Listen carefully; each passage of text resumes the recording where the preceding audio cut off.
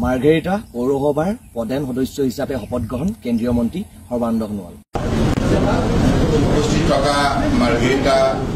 বিধানসভা সমষ্টিৰ জনপ্ৰিয় কৰ্মোদ্যোগী বিধায়ক শ্ৰদ্ধেয় ভাস্কৰ শৰ্মা ডাঙৰীয়া, মাৰ্ঘেৰিটা পৌৰসভাৰ মাননীয় সভাপতি আনন্দ শৰ্মা ডাঙৰীয়া, লগতে পৌৰসভাৰ নিৰ্বাচিত মাননীয় প্ৰতিনিধিসকল, আমাৰ আজি এই শপত গ্ৰহণ অনুষ্ঠান আনুষ্ঠানিকভাৱে পৰিচালনা কৰা অসম চৰকাৰৰ মাননীয় বিষয়া জ্ঞানজ্যোতি দত্ত ডাঙৰীয়া,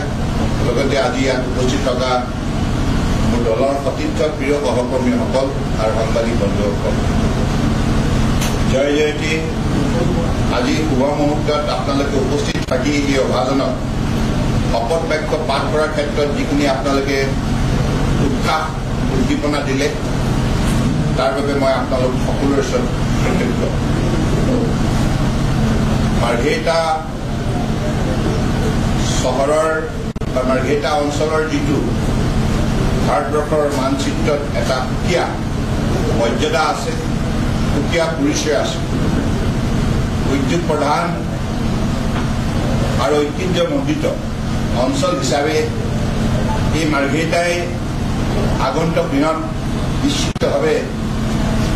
অসম তথা ভাৰতবৰ্ষৰ উন্নয়নৰ বাবে বহুতখিনি উল্লেখযোগ্য বৰঙণি আগবঢ়াব লাগিব। আৰু ইয়াত যিটো প্ৰাকৃতিক সৌন্দৰ্য, জৈৱ বৈচিত্ৰ্যৰ শক্তি আৰু ইয়াত বিভিন্ন জাতি জনগোষ্ঠীয়ে বসবাস কৰা সুন্দৰ এটি শক্তিশালী সমাজ ব্যৱস্থা, গতিকে এই মাৰ্ঘেৰিটাই নিশ্চিতভাৱে আগন্তুক দিনত বহুতখিনি কাম কৰিব লগা আছে আৰু মাৰ্ঘেৰিটা চহৰখনক এখন আদৰ্শ চহৰ হিচাপে গঢ়ি তোলাৰ চিত্ৰৰ শক্তি আৰু ইয়াত বিভিন্ন জাতি জনগোষ্ঠীয়ে বসবাস কৰা সুন্দৰ এটি শক্তিশালী সমাজ ব্যৱস্থা, গতিকে এই মাৰ্ঘেৰিটাই নিশ্চিতভাৱে আগন্তুক দিনত বহুতখিনি কাম কৰিব লগা আছে আৰু মাৰ্ঘেৰিটা চহৰখনক এখন আদৰ্শ চহৰ হিচাপে গঢ়ি তোলাৰ বাবে আমি সকলোৱে সংকল্পবদ্ধ হ'ব লাগিব। আজি যুগটো আপোনালোকে জানে, স্বচ্ছতা হি সেৱা। মাননীয় প্ৰধানমন্ত্ৰী নৰেন্দ্ৰ মোদী ডাঙৰীয়াই স্বচ্ছ ভাৰত অভিযান 2014 চনত বাপুজী আদৰ্শৰে সমগ্ৰ ভাৰতবৰ্ষতেই এই অভিযান সফল কৰাৰ বাবে ভাৰতবৰ্ষৰ প্ৰত্যেকগৰাকী নাগৰিকক তেখেতে আন্তৰিকতাৰে অনুৰোধ জনাইছিল। লক্ষ্য আছিল যে ভাৰতবৰ্ষখনক পৃথিৱীৰ বুকুত এখন পৰিষ্কাৰ আদৰ্শ ৰাষ্ট্ৰ হিচাপে গঢ়ি তোলা আৰু আমাৰ পৰিষ্কাৰ পৰিচ্ছন্নতা, ঈশ্বৰৰ পৰায়ণতা, এই যিটো আমাৰ তাহানিৰ পৰাই প্ৰচলিত যিটো আমাৰ নীতি, আমাৰ যিটো আদৰ্শ,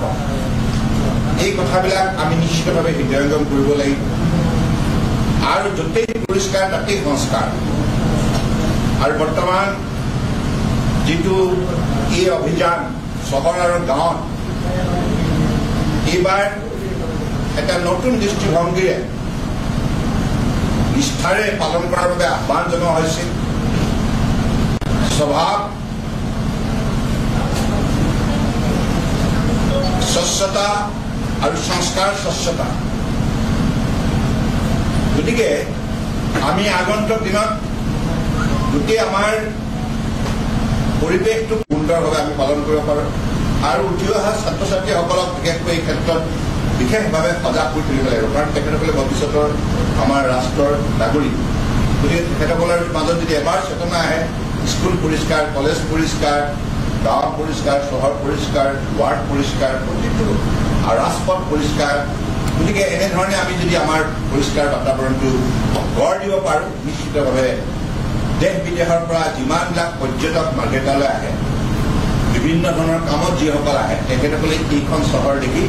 নিশ্চিতভাৱে উচ্চ স্বৰে প্ৰশংসা কৰিব, যাৰ সেৱা আপোনালোকে পাব। এইখিনি কথাকে কৈ মই সকলোৰে প্ৰতি পুনৰ শ্ৰদ্ধা আৰু কৃতজ্ঞতা জ্ঞাপন কৰি খবৰ মানে এনি লাইভ 24/7 আৰু এনি লাইভ ডিজিটেল যিকোনো খবৰৰ বাবে যোগাযোগ কৰক 9387734920 আমাৰ এই নম্বৰত।